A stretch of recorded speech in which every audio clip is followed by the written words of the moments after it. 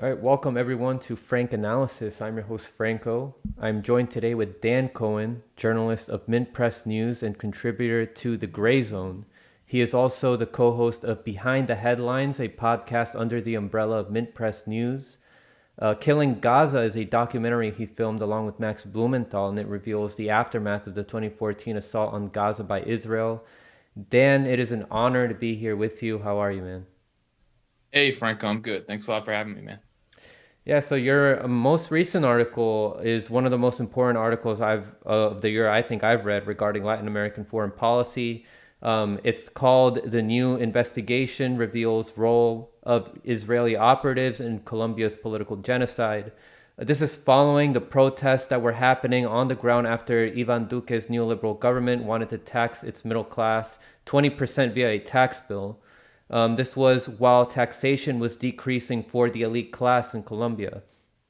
So before we dive into the article, you want to share to us more about your thoughts regarding those protests and how the militarized police were hurting and killing innocent people there. Yeah, I mean, it's pretty remarkable to see in the face of such brute violence from the government, from the police, from the military, just killing protesters outright, and also from paramilitaries that are, obviously closely aligned with the military and the state. There have been, I don't even know how many, more than 40 people killed in these protests, 40 protesters, Yeah. many more injured. A lot of people disappeared, really Mm-hmm. horrific. And amid total silence, basically from U.S. media. I mean, there was, a few days where they would kind of talk about it, a rare article, but it was all downplayed. As if compared to, like, if you look at the coverage of Venezuela, where every tiny thing that happens there is like, this huge affair that's kind of, it was all downplayed, demonizing the government in order to prepare for a regime change. So to me it's incredible that this national strike has gone on for more than a month in the face of such extreme violence, and it's unclear where it's going to go, especially because the so-called international community has just been totally basically silent. The U.S. has given total support to the Duque government, um, because of its basically geopolitical, strategic importance in continuing to destabilize and control Latin America. And so it's so hard to know where this is going to go. But even the fact that the strike and the protests have continued to this point, is pretty remarkable to me. Yeah, it's definitely hypocritical, like you said, of the mainstream media to not report on these horrific things that are happening in Colombia. But yeah, they're quick to talk about what's going on in Venezuela. Even though, like, from what I'm seeing, a lot of the stuff that's happening in Colombia may be worse. So I want to share some of the tweets that you've been putting out of the missing people and also people who have passed away. Here's a tweet that you put out about a Colombian indigenous leader, Beatriz Cano, died of her wounds yesterday, days after gunmen opened fire on her and killed four others in Santander de Quilichao. Is that how you say Yep, it? Her yep, daughter yep. was injured in her attack and remains hospitalized.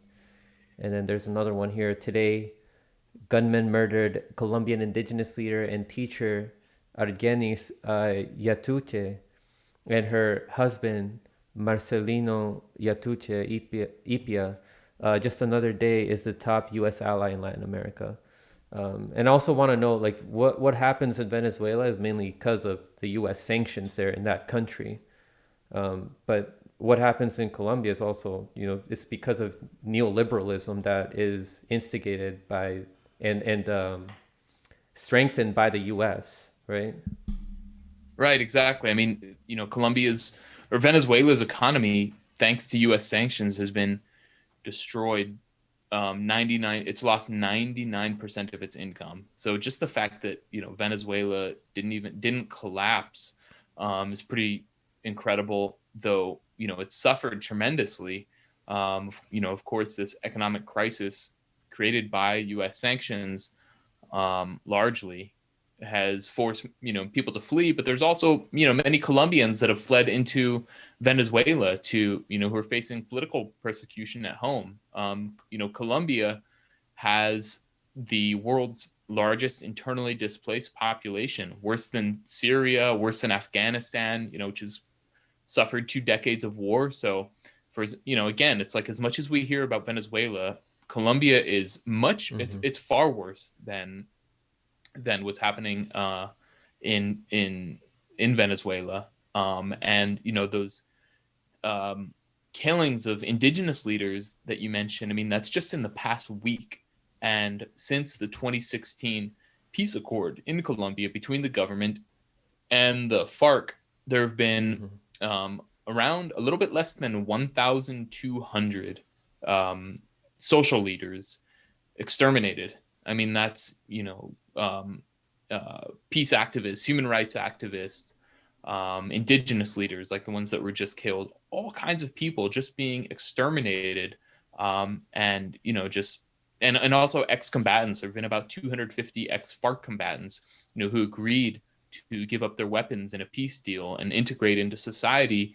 And, now they're just being wiped out slowly but surely by the Duque government. And not only the Duque government, this actually started in the government of Juan Manuel Santos, who negotiated the agreement. So he really didn't do a lot to implement the peace accords that he signed. So and the U.S. has basically just been pretty content to see these people wiped out, to see these people murdered, because for the U.S., what mattered in the peace accord was not actual peace, but was getting the Farc to lay down its weapons. And so that was the real goal of the U.S. So Colombia is called Latin America's Israel, right? Why is Colombia and Israel specifically the testing grounds that the U.S. uses for weapons, strategy, and police state? Why these particular countries? Is there a similarity and opportunity that opened up in these countries before the U.S. gained control? Were these two countries, Palestine before it became Israel, and Colombia, similar before there was any U.S. involvement? Well, yeah, I mean, that was what Hugo Chavez called Colombia. He said that Colombia is the Israel of Latin America. And then the president at the time, Juan Manuel Santos, he took it as a compliment. He was like, I'm proud to be called the Israel of Latin America. And so, yeah, I mean, there are certain similarities between the two countries. I mean, both of them are laboratories for, repression that are exported around the world. I mean, I briefly touch on that in the article, but, of course, in Israel, you have the occupied West Bank and occupied and besieged Gaza Strip, which are both, both laboratories. There's been a lot of reporting on that. The West Bank for basically repression and crowd control. And, you have many police departments across the United States that have been trained by the Israeli military using tactics developed on occupied Palestinians. And then in the Gaza Strip, you have basically, testing ground for bombs, for drones. And so a lot of this technology has been exported to Colombia.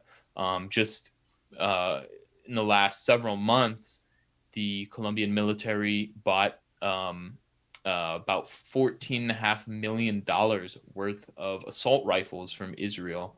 At the same time, last September in 2020, amid the peak of massacres, there have been a very high number of massacres in Colombia since the peace accord. At the peak in 2020, the Israeli military had so-called counterterrorism experts training the Colombian military. They've purchased other kinds of weapons. They have Israeli drones that were tested in the Gaza Strip. The Hermes 450 is flying in Colombia. So, the collaboration between the two is pretty remarkable. And even when you look at, basically when you have, Palestinian resistance, basically Palestinians were largely kind of a peasant and farmer population. And historically, and in Colombia, the what became the Farc was also based off of was basically essentially peasants and farmers that took up arms. So there are kind of similarities between this like elite, descendants of Europeans or Europeans that came in and basically tried to build a country on top of the existing structure, and have used extreme force to do that. I mean, it's a little bit different. It's not exactly a one-to-one comparison, because Israel is a settler colony, and Colombia is past the stage of settler colonialism, and is now now it's a form of kind of neo-colonialism, where the U.S. government and the U.S.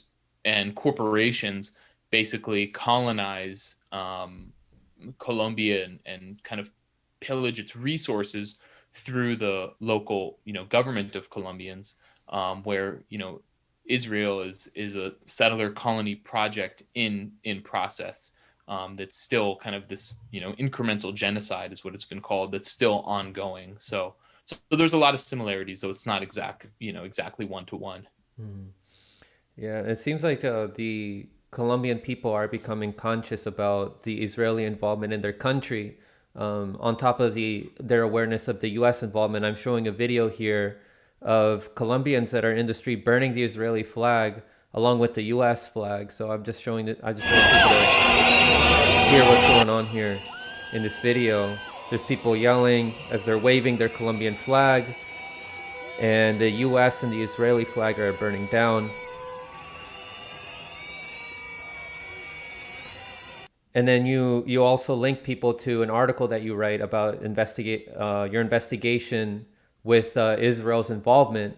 Your article talks about the role of two Israeli spies, Rafael Eitan and Yair Klein. I'm not sure if I'm pronouncing those names correctly, but Yeah, you are. Yeah, let's start with Eitan. Who is he, and what did he do in Colombia specifically? What did he help Colombian President Alvaro Uribe?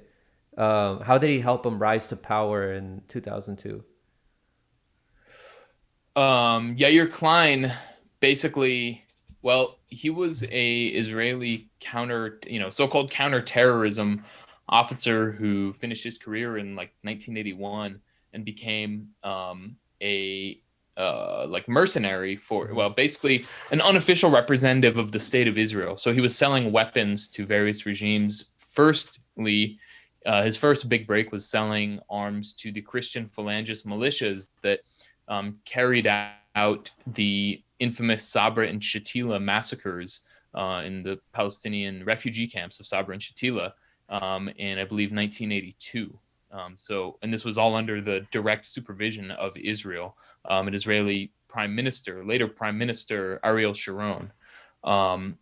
So then basically Yair Klein, a few years later, was dispatched on behalf of the Israeli Ministry of Defense to Colombia to train what he claims, and I interviewed him. He claims that he was told that it would be, he was training like cattle ranchers to defend themselves from like rustlers, from people who were stealing, their cattle. But what it actually was he was training paramilitaries that would form the most notorious paramilitary death squads, known as the Autodefensas de Colombia, the self-defense groups of Colombia, known as the AUC. He trained what became the AUC, including the leaders, the Castaño brothers, who, any Colombian knows who the Castaño brothers is. They all know who the AUC is, and unless they're basically right-wing paramilitary supporters and Uribe supporters, then they know that know that these are genocidal death squads who, for decades, terrorized peasant populations, used all kinds of barbaric methods to murder people, to basically force villagers to flee, all on behalf of landlords, international corporations, drug cartels. Among the methods they would use is they sometimes use chainsaws to dismember people. They would behead people, leave their heads on dinner plates around the kitchen table in order to terrorize. So, I mean, just, it's like before there was ISIS, there was, there was the drug cartels and their paramilitaries, and, um, which were basically trained by by the West. And actually, the paramilitaries go back even earlier to the 60s when the Kennedy administration dispatched a general named William Yarborough to kind of create the concept of paramilitaries in Colombia. So, all of this is a creation of the United States fundamentally. And then in the 80s, that's when Yair Klein came in and trained what would become the AUC and kind of, made them more deadly and taught them like very serious paramilitary techniques, car bombing, these kinds of things, and how to, assassinations. One of the people he trained went on to assassinate the leading liberal presidential candidate in 1989 using a gun that Yair Klein had shipped in. And so Alvaro Uribe basically, became a patron of the AUC and worked closely with them. That's even, the U.S. government in its cables has admitted that, and diplomatic cables, and has long known about that, and became he basically owes his career to partnering with drug cartels. And so that's who Uribe is. And the current president, Ivan Duque, is essentially a protege of Uribe. So, under Uribe and Duque, the power of the drug cartels has just become ascendant and basically absolute, where they essentially have at least major influence, if not outright control, in almost every branch of kind of government or ministry, including the security services. I mean, there was a huge scandal that was not talked about really. It didn't get touched in mainstream media, U.S. media at all. And I did a video about this a few months ago, where a drug trafficker named Yenye Hernandez, he was basically the financial arm and the public face of a major drug cartel that operates along Colombia's Caribbean coast, and he basically used stolen money and drug money to buy votes for Ivan Duque. So he helped put him in office, and this was all ordered by Alvaro Uribe. So it's just that didn't get the New York Times, none of these, Washington Post, nobody talked about that, even though it was a huge scandal in Colombia. So, through Uribe, who is a patron of the AUC, basically the power of the drug cartels is almost absolute in Colombia. You wrote about the Revolutionary Armed Forces of Colombia, or the Farc, in your article.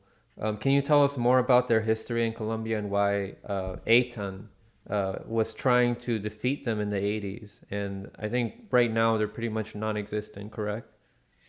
Yeah. So the Farc was a kind of left-wing revolutionary group that was created in the 60s, as essentially the liberal and the conservative parties in Colombia got together after years of civil war and decided, okay, we're going to do politics instead of civil war now. And they decided we're going to exclude the communists. So the communists had some basically communes, areas that they declared sovereign. One of them was called the Marcatalia Republic. And so the Colombian government, with support from the United States, basically on orders from the United States, attacked these communes. And the last one to exist was the Marcatalia Republic.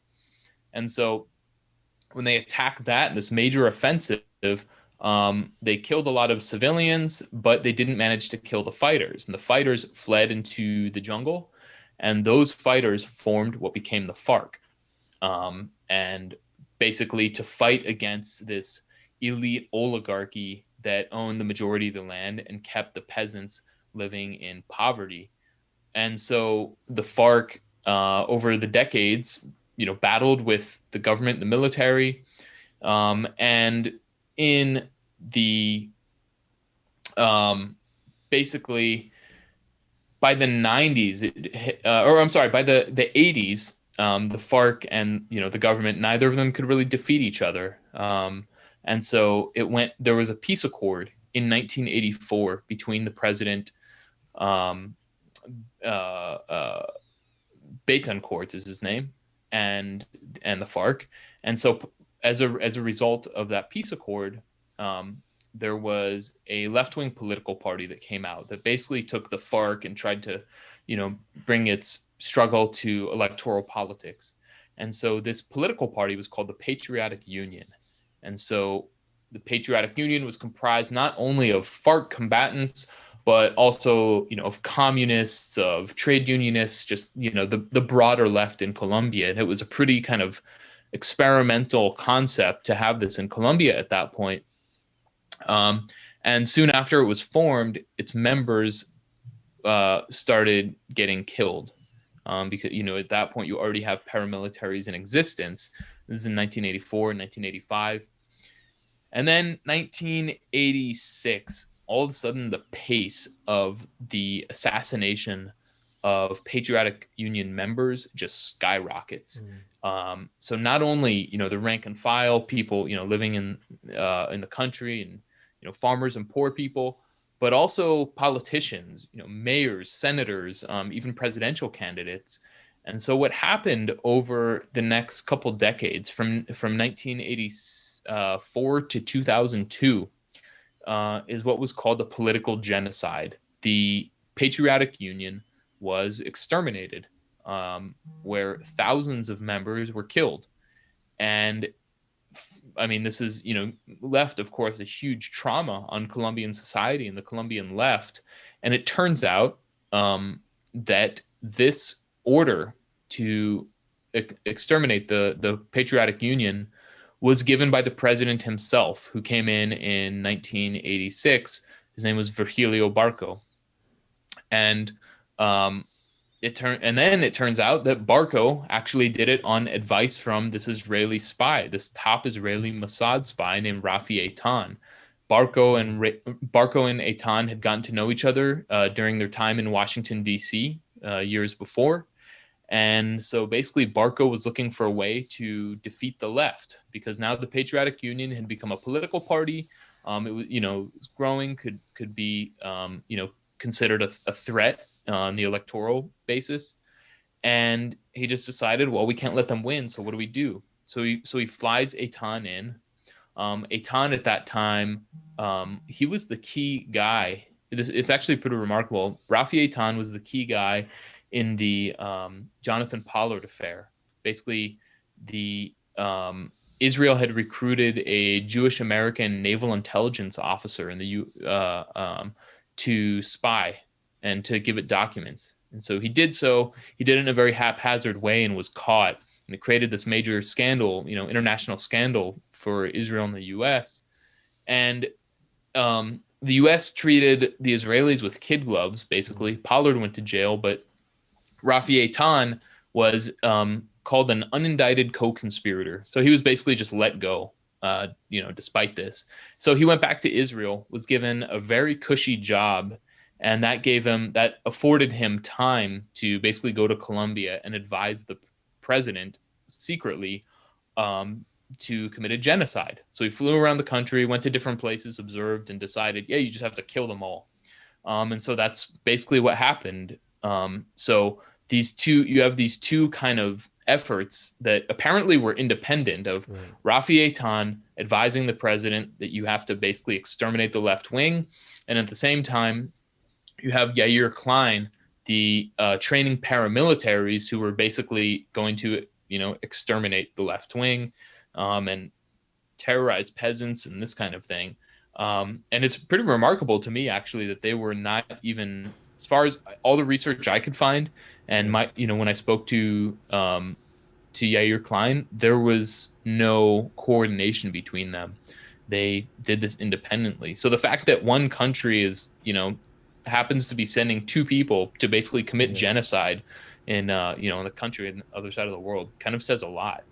Yeah, it does say a lot. Yeah, I was just about to ask you, like, if you think that they collaborated with each other and expand on the report that you provide about how they were, doing this at the same time. But like you said, it seems you mentioned how there doesn't seem like there was any collaboration, right, among them. Yeah, from what I could find, there was none. I mean, Yair Klein, when I asked him, he didn't know anything about it. Yeah. There was very, very, very little reporting on this at the time. I contacted, one of the Israeli journalists who had written a couple sentences indicating that Rafi Eitan was in Colombia back in the late 80s, and he said, he didn't know anything about it, and that he knew Rafi Eitan, who has since died, but he never told him anything more than that. And I found a couple of articles talking about their time there, but I never found anything indicating that it was collaborative effort. So you also talk about a cooling down period, but now with Ivan Duque, it seems like he's warming ties back up with Israel. What is he doing to warm the ties back up with Israel? And is there any like resistance by the Colombian people? Like, are they trying to start any kind of revolution, or are they seeking more so like some kind of reformism? Well, yeah, there was kind of a period in the early 2010s, where I mean there was always the relationship between Israel and Colombia. It was always there. It didn't like go away completely, but there were kind of some scandals where that cooled things off and made things a little bit tense between the two. Um, the an Israeli an Israeli actually took some files and tried to sell them to the Farc, even though he failed.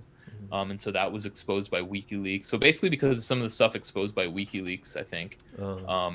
it basically caused a little bit of tension. But under Duque and Netanyahu, the Colombia-Israel kind of relationship has resumed full on, where now you have more weapons exports. Like I said, there's that $14.5 million of assault rifles.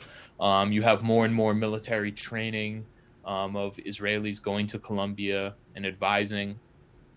Um, and you have free trade agreements. Even Ivan Duque appeared at APAC last year, to basically talk about how great the free trade agreement that he has with Israel is, even though, when it came time to address this deficit that Duque has run up, he didn't really have any. The economy wasn't in such good shape. He didn't have any money to tap into. He has to like put this on the back of working class people. So yeah, now this relationship has really tightened up again. And I mean, in terms of what I think Colombians are doing to resist, I mean, without a doubt, there's an element of anti-imperialism and revolutionary spirit. But at least when I was there back in December, I think a lot of people were kind of looking at the upcoming election. Next year, there's going to be an election in Colombia, and people are looking, kind of putting their hope in Gustavo Petro, who's the opposition candidate who actually ended up doing pretty well in the 2018 election, but wasn't quite enough to beat Duque, even though Duque, had votes bought for him by drug cartels. It's impossible to know. No one knows if those votes that were, bought by drug cartels, where they were basically paying people to go vote, and transporting them and these kinds of things, if that's what put him over the top, so if they're actually responsible for his victory. But they did it, in that whole plan to have the drug cartels buy votes for Duque came in response to Petro doing pretty well. So they got kind of scared that Petro was going to win. Petro himself is not a revolutionary figure by any stretch. He's very much a center left kind of guy.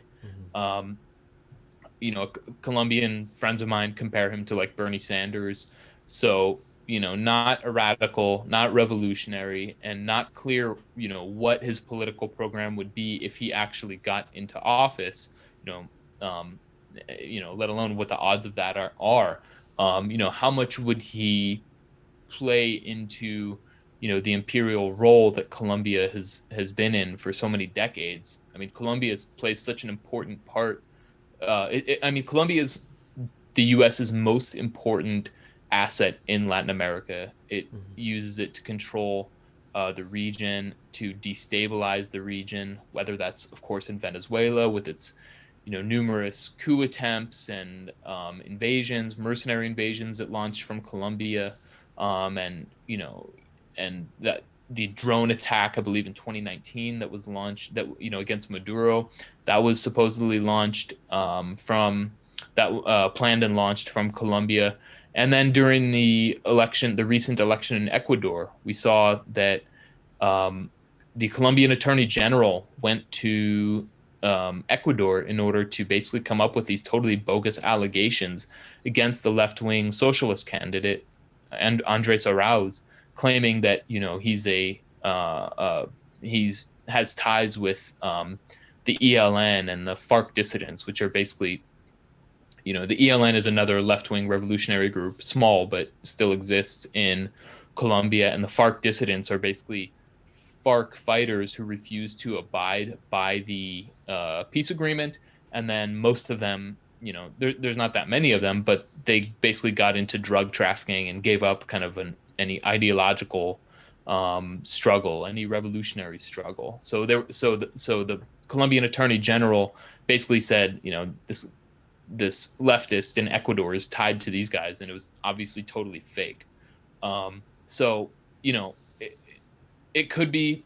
I think a lot of people a lot of leftists and liberals in Colombia, all kinds of progressive people, are hopeful that Petro will win, because the Uribismo is what they call it, is so horrific.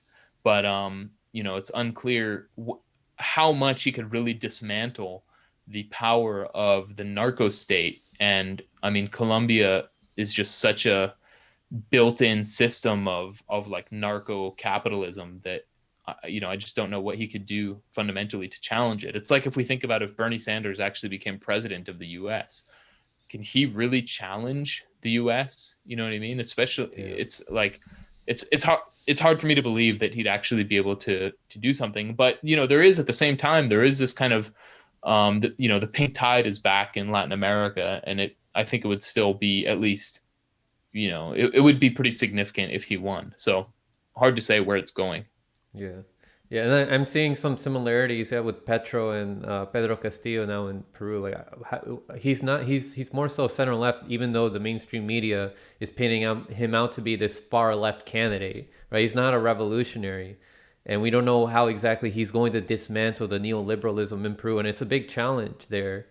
Because all these businesses there, it's going to be really hard to take them down. They're all united right now in Peru. It would be. I do you think that Colombia is going to interfere in any way, like in Peru, like they did in Ecuador, and they try to do in Venezuela? I mean, at this point, I don't know what Colombia could do. They definitely ran some disinformation in Ecuador, like we talked about. I think if anyone is going to interfere with Peru, because now Castillo has basically won the election, and Keiko Fujimori is crying fraud. It's going to be like the OAS and the State Department trying to run some kind of operation to discredit Castillo's victory, if they're able to do it. So I don't know exactly what Colombia could do, but if the US can weaponize Colombia somehow against Peru, whether right now or in the future, assuming Castillo is able to take office, then it certainly will. But how it happens, who knows? All right, Dan Cohen, thank you very much for coming on.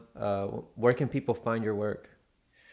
Just check out our YouTube channel it's called Behind the Headlines. Just look up Behind the Headlines with Dan Cohen, and follow me on Twitter at DanCohen3000. All right, Dan, and thank you for the amazing work that you do, and Thanks a everybody lot. else, stay informed.